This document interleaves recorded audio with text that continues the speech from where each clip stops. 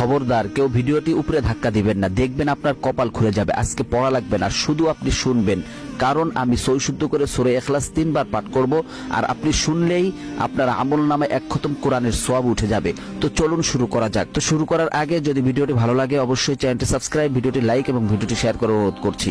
তো চলুন শুনে আসি 3 বার। বিসমিল্লাহির রহমানির রহিম। قل هو الله أحد الله الصمد لم يلد ولم يولد ولم يكن له كفوا أحد بسم الله الرحمن الرحيم قل هو الله أحد الله الصمد لم يلد ولم يولد ولم يكن له كفوا أحد بسم الله الرحمن الرحيم قل هو الله أحد الله الصمد لم يلد ولم يولد ولم يكن له كفوا أحد।